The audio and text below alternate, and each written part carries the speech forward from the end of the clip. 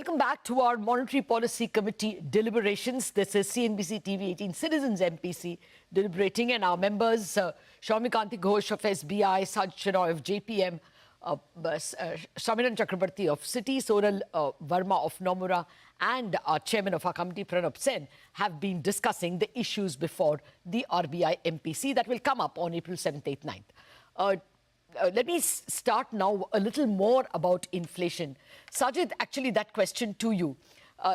Soumya has pointed out that we'll probably undershoot even the 4.2% that the Reserve Bank has forecast. How much more? Can we even go below 4 given the global, disinflation and recession that we fear? A lot will depend on how food prices evolve, Latha. But for the time being, I think India is benefiting from a perfect storm.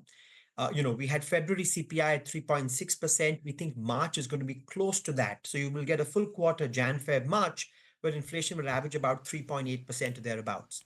It's important to separate the different channels. We've always been maintaining that core inflation dynamics have been soft for the last year, because the economy still is, living with some slack. Yes, core prices moved up last month, but that was just a facet of, gold and silver and ornaments. And that may happen again. Gold prices may well be a safe haven. So one will have to look through those commodity price changes. But generally, the sense is core, is benign. And the fact that, as you alluded to, that China has got a lot of overcapacity.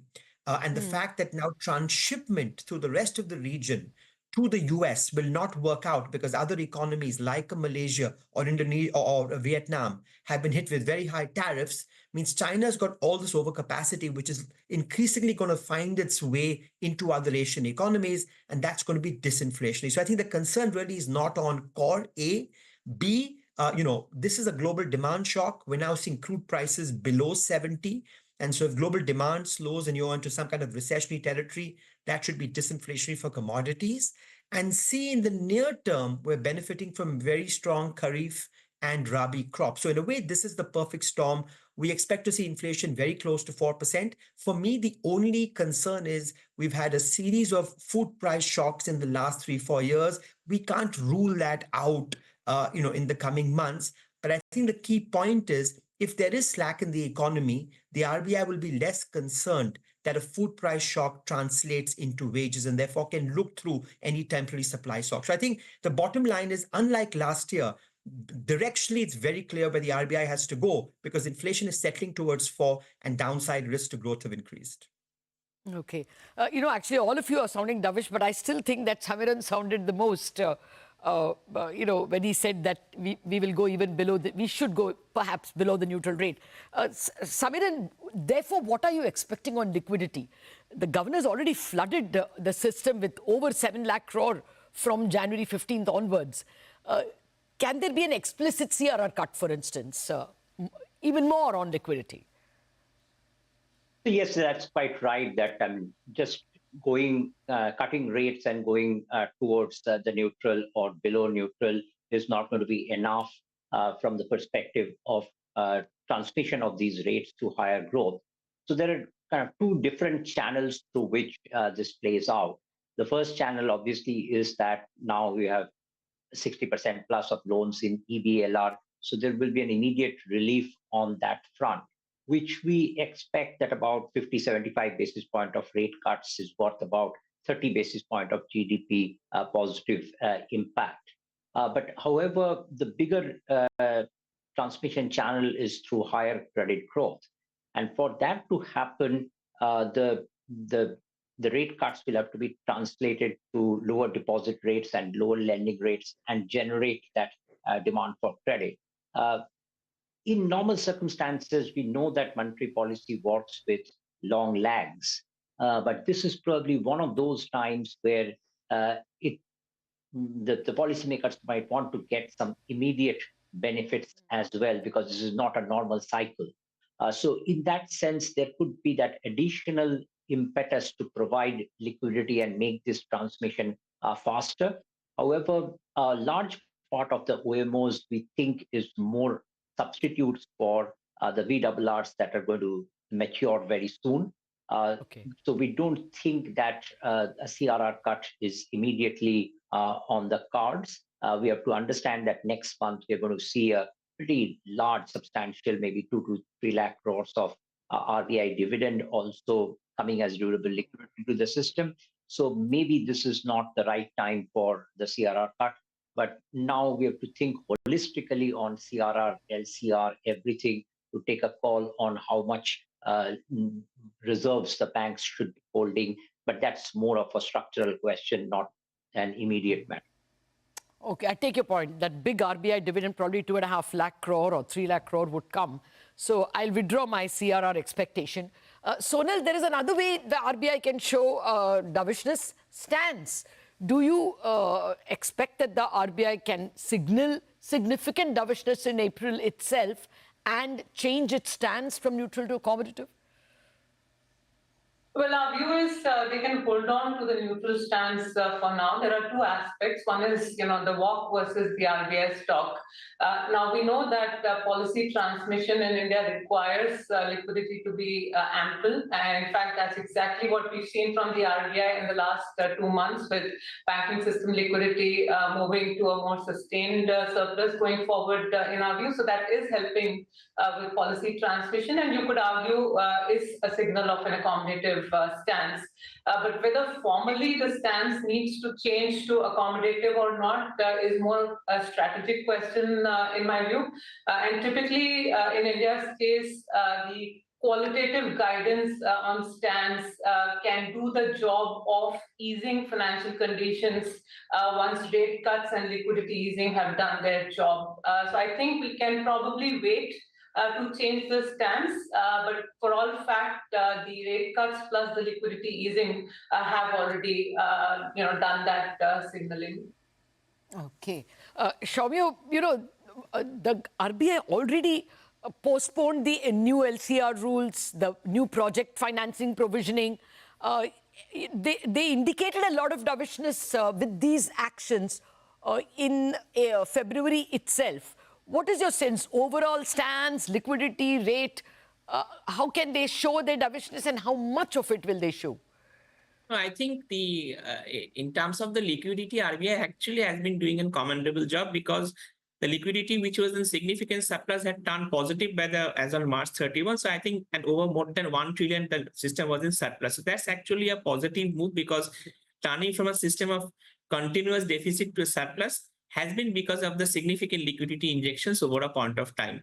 But we must appreciate that this policy of providing adequate liquidity as a buffer for better transmission, the Reserve Bank actually could promise the markets or make or ensure that this liquidity continues to remain in a surplus regime.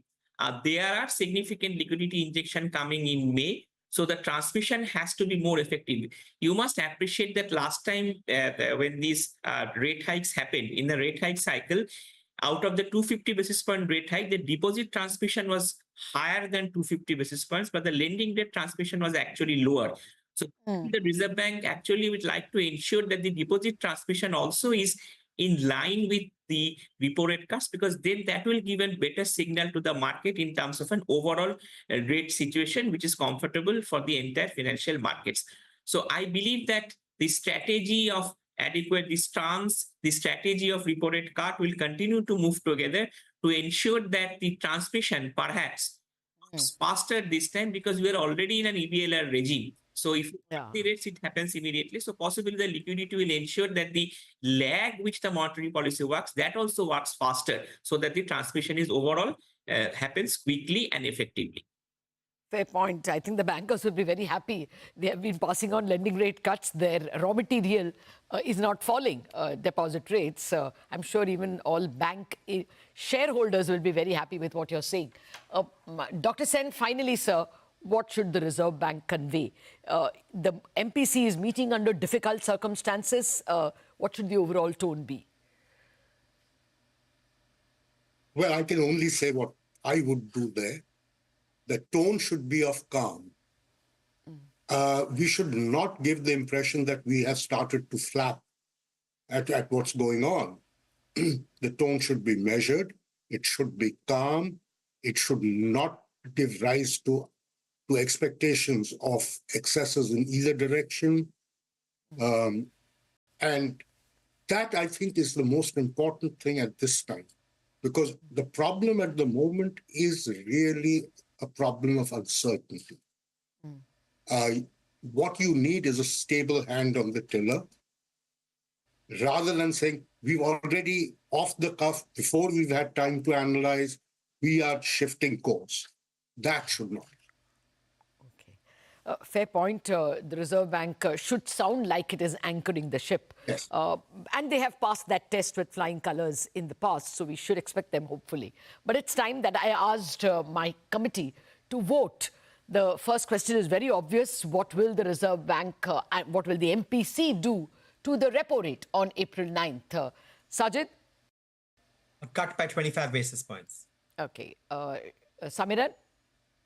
Yes, 25 basis point cut. Soumya? 25 basis point cut. Sonal, CRR repo cut? Only repo. Only repo, okay. Dr. Sen, your committee is unified with a 25 basis cut. Your stance, sir? At the moment, I wouldn't do any cut. Okay, so actually a picture of calm. 4:1 for a rate cut. Let's come to the stance. What will RBI do to the stance, Sajjid? Change to accommodative, it will help with transmission. Change to accommodative. Soumya? It will be neutral. Oh, neutral. Sonal? Retain neutral. Oh, really? Samiran? A change to accommodative. Okay, that's 2-2. Dr. Sen, which way would you tilt? Neutral. Neutrals. Okay, the neutrals win here. I was surprised. I thought it would be accommodative. The more crucial question, how many rate cuts in 2025, including the April cut? So is it 50 basis, 75 basis, 100 basis from April onwards? Sajjid? 75 basis points with the risk of more, depending on the global economy. Okay, so 3 cuts, perhaps 4. Soumya? It's 3 cuts, maybe higher. 3 cuts, maybe 4. Samiran? Yes, 75 basis point. Okay. Possibility of more. Okay, 75 basis. Sonal? We're expecting 75 basis point in total. All right. Dr. Sen, in 2025, how many cuts, sir? 75 or more, but I would do it over less tranches instead of doing just 25 basis points at each go. Because the first time you do a cut, you need to send a message. Okay. All right. So I would say you do 50 basis points at one shot. Okay. And then go to a 25 basis point cut later. Okay, so you're expecting 50 bips now. I thought you didn't want a cut. Not in April. Not in April. All right. Got it, sir. Yeah. No cut in April, but a 50 basis cut as and when they start. Thank you very much for an extremely enriching discussion, members of the Citizens Monetary Policy Committee.